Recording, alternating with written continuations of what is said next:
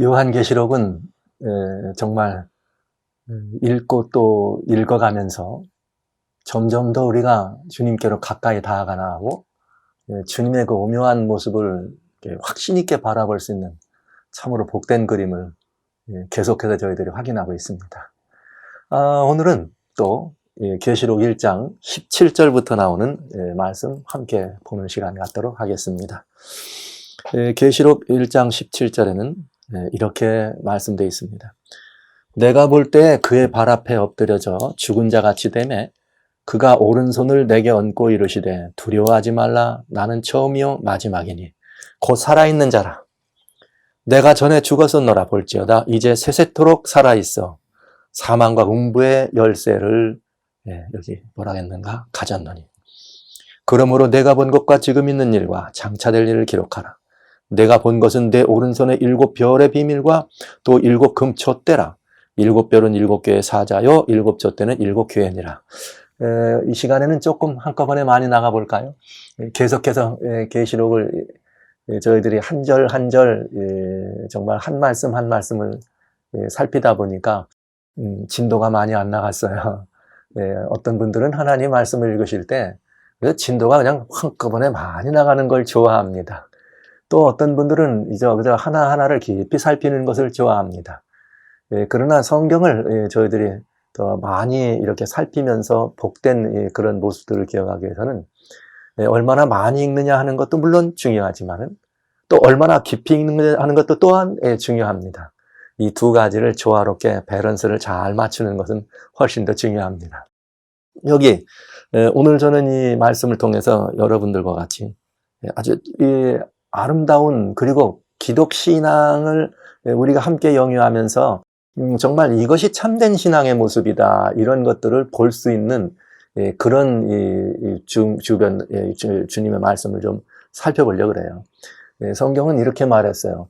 여기 내가 볼 때 그의 발 앞에 엎드려져 죽은 자 같이 되었더라. 그랬더니 그가 오른손을 내게 얹고 이르시되 두려워하지 말라.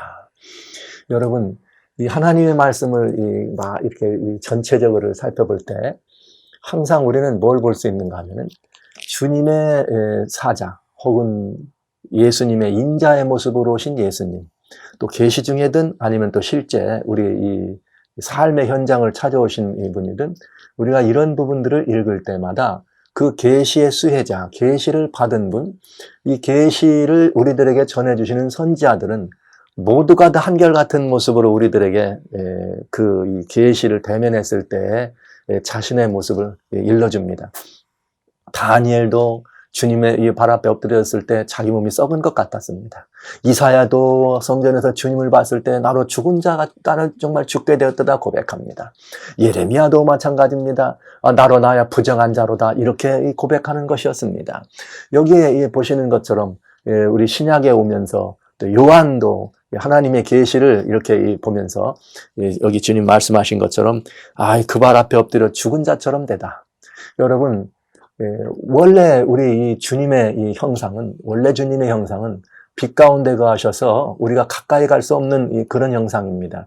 근데 이 주님이 신성을 덮으시고 우리에게 가까이 다가오셔서 우리가 교통하시는 주님으로 함께 우리 곁에 찾아오셨을 때 그 영광스러운 모습을 죄인인 우리들이 바라볼 때는 이 영광과 거룩을 죄인은 함께 감당할 수 없는 것이죠.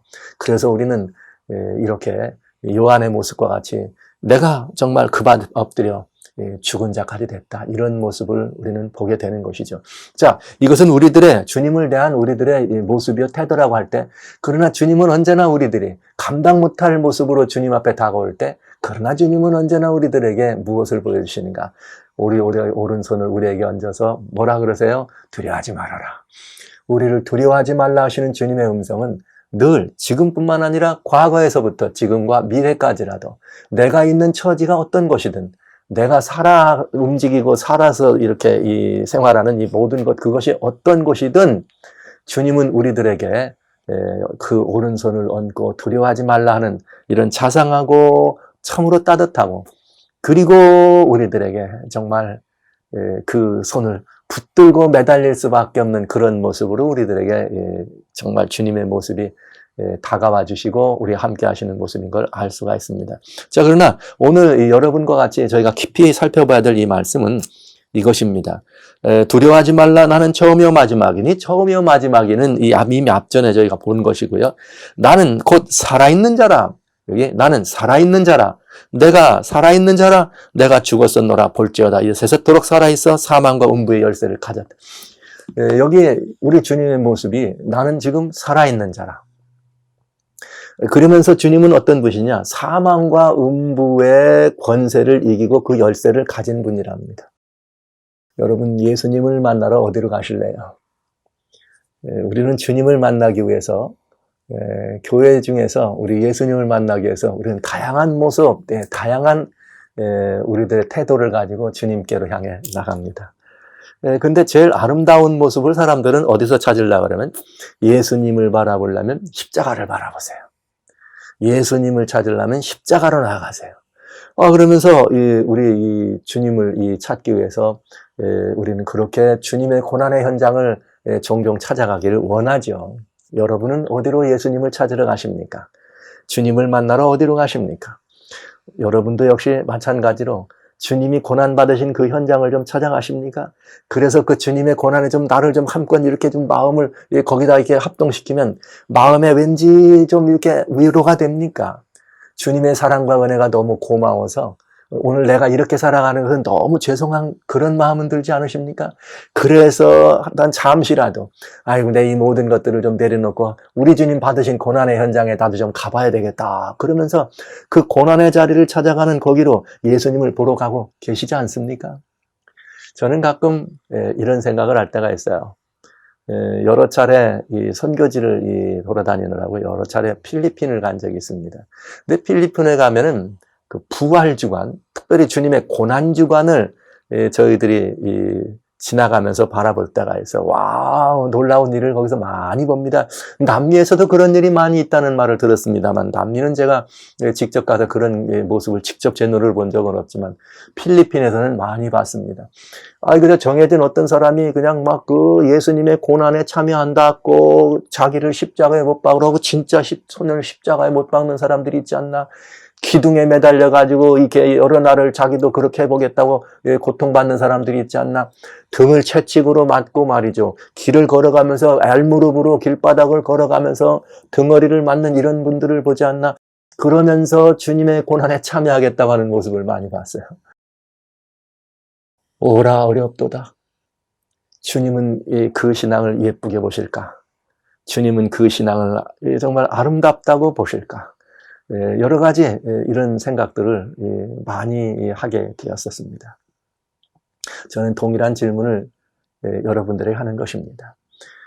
우리는 지금 그렇게 주님의 고난의 현장에 참여하자 그래서 뭐 내 팔에다가 내 손에다가 내 발에다가 대못을 박거나 나를 십자가에다 그렇게 매달거나 무슨 큰 통나무로 십자가를 만들어서 그저 무릎으로 그걸 들고 가거나 이렇게 하면 더 경건해 보이고 이렇게 하면은 십자가에 더 가까이 나가는 그런 모습으로 보이시는지요.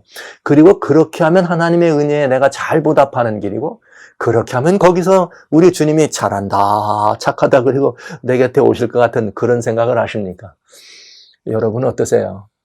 혹시 그런 마음으로 우리 기독신앙을 바라보고 그것이 경건한 삶이라는 이 생각을 하고 계신지는 아는지 모르겠습니다. 여러분, 정말 참 어때요? 그렇게 하는 것이 옳은 것이라는 그런 생각? 그렇게 매일매일 나를 괴롭게 하는 삶. 그래서 더 많이 남보다 금식해야 되고 더 많이 남보다 잠을 안 자야 되고 그래서 더 많이 나를 괴롭게 하는 그런 삶을 살아야 더 주님을 닮은 삶이라는 생각 그렇게 하시지는 않습니까, 여러분? 참 좋은 질문입니다. 참 좋은 생각일 수 있습니다. 그러나 마치 양심이 다 살아있는 주님 앞에서 양심이 살아있는 태도처럼 보입니다. 그러나 우리 주님의 대답은 바로 분명하십니다. 주님의 대답은 이제 세세토록 나는 살아있다 이것입니다. 그러니까 주님을 만나려면 어디로 가야 되는가? 주님은 그 십자가의 현장, 고난의 현장에서 돌아가시고 무덤에서 이렇게 3일 계실 동안 주님은 더 이상 거기 계시지 않다네요. 저는 우리들이 신앙생활하는 이 과정 속에서 나도 모르는 사이에 어느 사이인가 나도 모르는 사이에 이렇게 찾아 들어오는 그런 나도 모르는 사이에 찾아 들어오는 그런 도덕적이고 너무나 양심적인 그런 이 모습을 우리 속에서 발견할 때가 있습니다. 그건 옳은 것도 좋은 것도 아닌 태도입니다. 왜 그런가? 여러분, 사단이 우리 인류를 향해서 줄 수 있는 가장 큰 기만은 무엇인가? 사단이 인류를 향해서, 모든 인류를 향해서 사단이 펼칠 수 있는 가장 큰 기만은 무엇인가? 그것은 로마서 6장 23절을 절반만 보는 것입니다. 죄의 삭은 사망이라. 왜 사단이 이렇게 하나님의 말씀과 예수의 증거를 가진 요한을 붙잡아다가 반모섬에 던졌는가? 왜 사단은 이렇게 믿음의 초대교회 믿음의 많은 도덕들, 주님의 이 헌신한 제자들을 붙잡아서 그렇게 다 몹쓸 짓을 하면서 그런 모습으로 죽임을 당하도록 했는가? 여러분, 그것은 사단이 십자가에서 이루어진 예수님의 승리를 보지 못하도록 하기 위한 사단의 작전이었습니다. 그들이 있는 한, 즉 예수님의 증거를 가진 그들이 있는 한 사단은 성공할 수가 없습니다. 그렇기 때문에 사단은 예수의 증거, 십자가에서 이루어진 예수님의 증거, 그분은 여전히 어디에 계시지 않다는 것, 십자가에만 달려만 계신 분이 아니라는 것, 그분은 여전히 무덤 속에만 누워 계신 분이 아니라는 것, 그분은 성결의 능력으로 부활하셔서 스스로 하나님인 것을 우리에게 보여주신 전능하신 하나님이라는 사실을 인류가 보지 못하도록 하는 것입니다. 그런데 그 모든 것들의 증거를 누가 가지고 있느냐? 제자들이 가졌거든요. 그래서 제자들은 없어져야 될 대상이었습니다. 사단의 눈은 적어도요. 그래서 사단이 제자들을 핍박하고 몹쓸 짓을 한 것입니다. 그리고 이 제자들의 이야기를 듣고 또 주님께로 다가오는 이 모든 믿음의 사람들을 사단은 어떻게 하는 것이에요?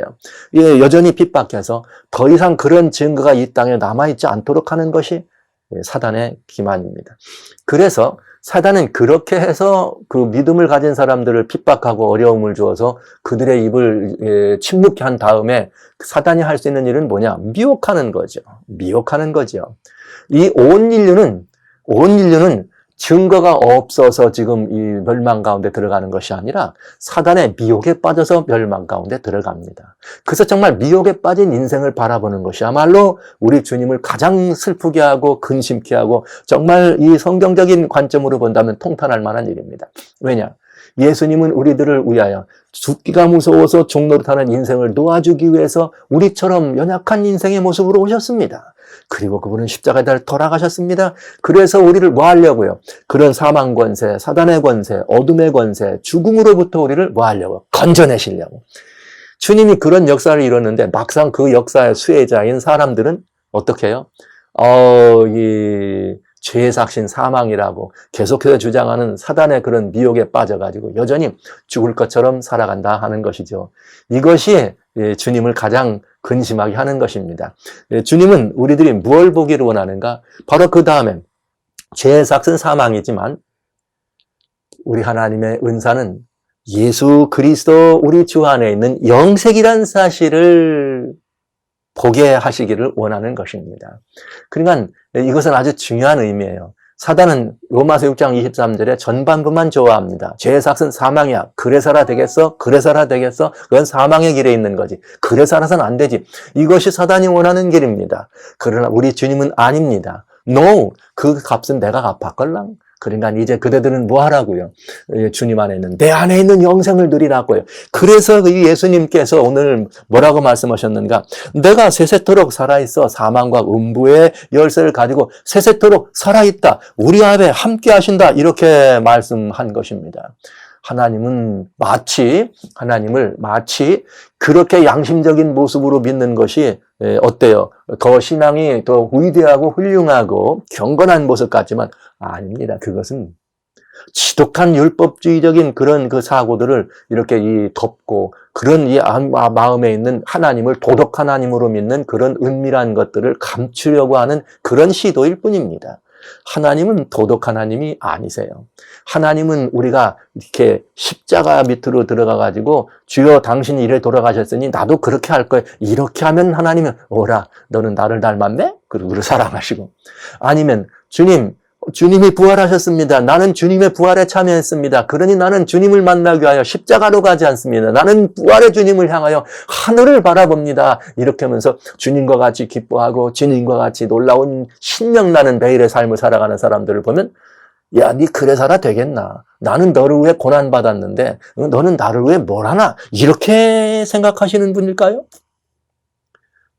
여러분, 주님은 우리들에게 그리하지 않으시는 분입니다. 무엇을 보면 우리가 그렇게 우리들이 이 하나님이 그런 분이 아니라는 걸 알 수 있을까요? 저희는 성경 여기 누가복음 24장에 나오는 특별히 5절에 나오는 이 말씀을 통해서 그 부분을 찾아볼 수가 있겠습니다. 여러분, 하나님을 말이죠. 하나님을 그렇게 이 우리들의 어떤 그 작고 하찮은 이렇게 잘잘못으로 인해서 벌이나 상급을 줬다 뺏었다 하시는 그런 하나님으로 바라보고 신앙생활을 하면서 하나님을 좀 어떻게든 잘 도와주고 싶은 마음, 예수님을 도와드리려고 하는 그런 것이 의로운 행위고 그런 것이 좋은 것처럼 생각하는 그런 마음의 생각이 있다면 오늘 이 시간 단단히 이 마음을 각오하시고 내버려 주시기를 바랍니다. 그런 생각은 주님을 근심하게 하는 생각이에요.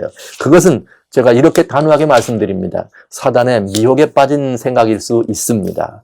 저는 주님의 고난을 무시하라든지 주님의 고난을 이렇게 가벼이 여기라는 말씀을 드리는 것은 아닙니다. 그러나 우리가 예수님을 만나기 위해서 우리가 따라야 할 것은 무엇인가? 주님께로 더 가까이 나가기 위해서, 주님을 바라보기 위해서 우리가 찾아가야 될 주님은 어디 계신가 하는 것입니다. 누가복음 24장 5절에 보면 이런 말씀이 있습니다. 예수님 부활하셨을 때 얘기해요. 마리아가 부활한 예수님이 부활하신 사실을 모르고 주님이 누워 계셨던 무덤을 향해 찾아갑니다. 그때 주님이 계셨던 무덤을 향해 마리아가 찾아갈 때 예수님이 안 계세요. 아니, 너무나 근심했어요. 그래서 막 근심이 가득 차가지고 어찌할꼬 하는 그런 찰나에 찰나란 옷을 입은 두 사람 천사들이 나타납니다. 그러면서 이렇게 말합니다. 여자들이 5절에 누가복음 24장 5절입니다. 여자들이 두려워 얼굴을 땅에 대니 두 사람이 이르되 어찌하여 살아있는 자를 죽은 자 가운데에서 찾느냐? 살아있는 자를 죽은 자 가운데서 찾느냐? 여기 6절에 여기 계시지 않고 살아나셨느니라. 할렐루야. 네. 여러분, 예수 그리스도가 정말 이 말씀은 매우 중요한 말씀이에요. 예수 그리스도가 하나님이란 사실을 이 땅에서만 아니라 온 우주 안에 스스로 증거하신 사건이 있습니다. 인류 역사만이 아니라 우주 역사에 딱 한 번 있었습니다. 그 놀랍고도 영광스러운 사건이 어디 있었는가? 이 땅에서 있었습니다. 겸하여서 하나님은 나는 스스로 있는 자다 이렇게 말씀하셨어요. 하나님은 스스로 계신 자라고 하는 사실을 온 우주에 증명하신 유일한 사건이 바로 이 예수님의 부활 사건입니다. 이건 아주 대단히 중요한 사건입니다. 대단히 중요한 사건입니다. 예수님의 부활 사건입니다. 이 사건은 인류에게 너무나 영광스러운 이 사건이었고 온 우주의 거민들에게 가장 확실하게 하나님에 대하여 하나님이 어떤 분이신가를 확증해 주시는 놀라운 사건이기도 했어요. 왜 그런가? 여러분, 우리 인류를 한번 예를 들어볼까요? 아담과 하와, 하나님께서 아담과 하와를 지으셨습니다. 먼저 아담은 하나님이 자기를 짓는 걸 보았나요? 아담은 하나님이 이 온 우주와 천지 만물을 창조하는 걸 보았을까요? 못 보았죠.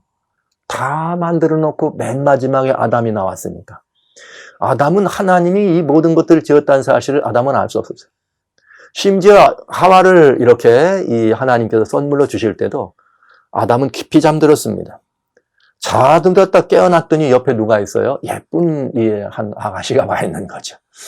근데 아담은 하나님이 그 여인을 지었다는 사실을 직접 목격하지 못했습니다. 이 사실은 온 우주가 마찬가지입니다.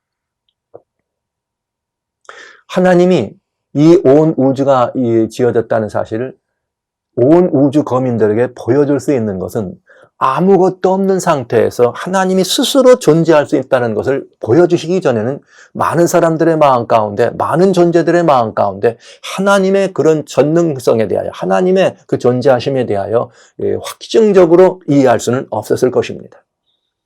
대단히 중요한 이야기죠. 그러나 여기 여기 이렇게 하나님은 스스로 내가 하나님이야. 나는 스스로 존재할 수 있는 존재지. 이렇게 우리 주 예수 그리스도가 이 땅에 오셔서 나는 살 권세도 있고 죽을 권세도 있다 말씀하시며 돌아가셨습니다. 돌아가셨습니다. 사람들이 보았습니다. 그는 옆구리가 찔렸습니다. 그래서 다리를 꺾지 않았습니다. 돌아가셨습니다. 완전히 돌아갔습니다. 죽었다는 말은 존재하지 않는다는 것이죠. 잠시의 그 형상은 있지만 얼마 시간이 지나 흙으로 돌아가 아무것도 아닌 이 모습이 되겠습니다. 그런데요, 우리 하나님이 스스로 어떻게 하세요? 부활하신 것입니다. 예, 하나님은 스스로 부활하심으로 말미암아 내가 하나님이며 내가 스스로 존재한다는 사실을 보여주신 것입니다. 언제요? 예수님이 십자가에서 부활하신 바로 그 사건입니다. 나는 그래서 사망과 음부에 뭘 가진 분? 열쇠를 가진 분임을 증명하신 것입니다. 그래서 그 주님은 항상 어떤 분이신가? 나는 내가 죽을 권세도 있고 살 권세도 있고 스스로 존재하는 자야. 나는 세세토록 살아있는 존재야. 할렐루야. 여러분, 이것이 우리가 섬기는 하나님, 우리가 경배하는 하나님, 우리가 주로 섬기는 예수 그리스도의 모습인 것입니다. 그러면 이 예수님은 스스로 존재하실 수 있는 전능하신 하나님으로 우리 앞에 나타나셨는데 그 하나님은 우리들에게 뭘 주실 수 있어요? 우리에게 생명을 주시는 것, 영생을 주시는 것은 너무나 쉬운 일이고 너무 당연한 일이죠. 그건 전혀 어려운 일이 아니었습니다. 그래서 주님은 하나님의 은혜는 우리가 죽어 마땅하지만 주님이 스스로 살아나신 그것처럼 그런 권세와 능력으로 우리를 어떻게 하십니다? 이 십자가의 그 공로로 말미암아 우리의 모든 것들을 갚아주셨으니 이제 너희들도 어떻게 하라? 영원한 생명을 소유할 수 있다라고 선언하신 것입니다. 그러면 여러분, 여기 오늘 우리는 이 말씀을 들어야 되지 않겠습니까? 예수님을 만나려면 어디로 가야 할까? 십자가로 갈까요? 무덤으로 갈까요? 예수님을 만나려면 어디로 가실래요? 성경의 답은 분명합니다. 여기 어찌하여 살아있는 자를 죽은 자 가운데 삼느냐? 여기 계시지 않고 살아나셨느니라. 할렐루야. 살아가시는 성도 여러분, 살아가시는 형제 자매 여러분, 저는 더 이상 고난받는 예수님이 아닌 걸 인하여 감사합니다. 더 이상 십자가에 매달려만 계신 분이 아닌 걸 인하여 너무나 신납니다. 더 이상 무덤 가운데 누워 계신 분만이 아닌 것을 인하여 너무너무 신납니다. 주님은 사망 권세를 이기셨습니다. 맥없이 사망 권세, 사망 아래 누워서 누워 계신 분이 아닙니다. 주님은 그 사망 권세를 깨뜨렸습니다. 그리고 살아나셨습니다. 살아나셨습니다. 이제 더 이상 죽음은 예수님을 붙들을 수 없었습니다. 그리고 죽음은 더 이상 주님을 믿고 주님 안에 있는 우리들의 몫이 아닌 것입니다. 이제는 성도들을 괴롭힐 사단의 권세는 없어진 것입니다. 왜냐하면 사망과 생명의 모든 열쇠를 주님의 손에 들었기 때문에 그런 것입니다. 사랑하시는 형제자매 여러분, 그러면 우리는 이 생명의 열쇠를 집으신 이 예수님, 사망 권세를 파하신 이 예수님을 만나려면 어디로 가야 되겠어요? 여러분, 우리 예수님을 만나기 위해서는 어떻게 하는 것이냐? 무덤으로 십자가로 가는 것이 아니라 부활하신 예수님께로 달려가야 하는 것이죠. 예수님을 도와드리려고 십자가로 갈 이유가 없습니다. 예수님을 더 잘 만나면 경건할 것 같아가지고 예수님 무덤가로 가서 예수님 만날 수 없습니다. 주님은 거기 계시지 않습니다. 우리의 삶의 현장에서 여전히 살아계셔서 내 곁에 계신 그 예수님, 나로 하여금 영원한 생명을 주시고자 내 곁에 계신 그 예수님, 그 곁에 계신 예수님을 바라봐야 되지 않겠습니까? 그래서 주여 내 눈을 열어 주의 법의 기염을 보게 하소서. 이 삼라만상을 바라보면서 이 모든 것들을 주권하시고 모든 것들에게 생명을 주시고 주관하신 그 하나님, 우리는 내 곁에 계시다는 사실 때문에 행복해야 되지 않겠습니까? 생명의 주인 되신 그 예수께서 바로 내 곁에, 내 오른손에, 내 왼손에 나를 붙들고 여기 마신 것처럼 내 오른손에 나를 붙들고 계시는 이 사실 때문에 우리는 기절할 만큼 행복해야 되지 않겠습니까? 제가 이런 표현을 씁니다. 기절할 만큼 행복하기를 원합니다. 주님을 만나러 십자가로 가신다고요. 십자가에 가면 주님은 더 이상 거기 계시지 않습니다. 주님을 어떻게 도와드리고 싶습니까? 주님의 일을 하시고 싶습니까? 그래서 더 뭔가를 좀 하고, 그래서 더 뭔가를 하면 주님의 일을 하실 수 있는 것 같습니까? 여기 요한복음 6장 28절로 29절에는 주님의 일을 하는 것에 대해서 아주 분명하게 이렇게 말씀하십니다. 요한복음 6장 28절로 9절에 이렇게 표현되는 말씀을 좀 여러분 나눠드립니다. 그들이 묻되 우리가 어떻게 하여야 하나님의 일을 하오리까? 어떻게 하는 것이 하나님의 일을 합니까? 그랬더니요. 하나님의 대답은 이렇습니다. 예수께서 대답하여 이르시되 29절에 하나님께서 보내신 이를 믿는 것이 하나님의 일이니라. 아이고, 놀랍지 않습니까? 여러분 다 많은 분들이 그런 일 많이 해요. 하나님 일을 하기를 원한다고. 나 하나님을 기쁘게 하고 싶다고. 나 하나님 이렇게 섬기는 일을 하나님께 충성하고 싶어서 많은 사람들이 이런 일도 하고 저런 일도 하고 봉사하고 섬기고 또 어디 가가지고 특별히 선교지에 가가지고 고난받는 사람들을 돕고 위로하는 일을 많이 하는 걸 보았습니다. 하나님 도와드리려고요. 하나님 기쁘게 하시려고요. 그런 일들이 그릇되었다는 말씀을 드리는 것은 아닙니다. 그러나 성경은 이렇게 말씀하십니다. 하나님의 일? 하나님의 일이 뭐냐? 예수, 내가 보낸 아들 예수를 잘 믿는 것이 하나님의 일을 하는 것이라. 하나님의 보내신 자가 예수님 아니세요? 여기 예수님은 그렇게 말씀하셨습니다. 왜냐하면 우리 주님은 이 땅의 모든 일을 전적으로 이기신 분입니다. 주님은 이 모든 일들을 승리하신 분입니다. 그리고 주님은 두려워하지 말아라. 나는 처음이요 나중이다. 나는 살아있다. 곧 살아있다. 내가 전에 죽었었다. 응? 내가 전에 죽었었다. 그러나 아니야. 이제는 내가 세세토록 살아있어. 사망과 음부의 권세를 가진 열쇠를 가진 그런 이렇게 존재로 내 곁에 있다. 이렇게 말씀하십니다. 아멘. 할렐루야. 여러분, 십자가를 바라보라는 슬로건은 아름다운 슬로건임에 틀림없습니다. 십자가를 바라보는 신앙, 그러나 그 주님의 십자가를 보고 무덤만을 바라보는 것이, 그래서 그분의 고난에 참여하는 것 같은 모습으로 그렇게 나의 일상에 그런 어떤 것들을 행적을 흉내내려고 하는 그런 것들이 더 경건해 보이고 예뻐 보이고 그런 모습이 될 수 있겠어요. 그러나 우리 자신을 돌아보면서 그렇게 해서 나를 어떤 혹시 율법주의적 속성, 나를 이렇게 겉으로 포장해가지고 주님처럼 보이려고 하고, 주님의 경건을 흉내내가지고 어떻게 주님의 모습대로 이렇게 보이려고 하는 그런 경건이 있거나 이 시간 내버리세요. 그거 옳지 않아요. 예쁘지도 않아요. 그것보다는 세상의 모든 짐을 다 진 것처럼 말이죠. 날마다 고개도 숙이고 그냥 조신하게 걸어가면서 그렇게 살면은 그게 경건한 삶 같습니까? 주님을 기쁘게 할 것 같습니까? 아니오시다. 오히려 예수님을 잘 믿는 것입니다. 주님이 내 곁에 계심으로 나는 행복합니다. 주님이 나와 함께 하심으로 나는 이 사망이 내 앞에 다가온다 할지라도 두려워하지 않습니다. 어떤 어려움이 내게 와도 주는 겁나지 않습니다. 주님 내 곁에 계신 줄을 믿습니다.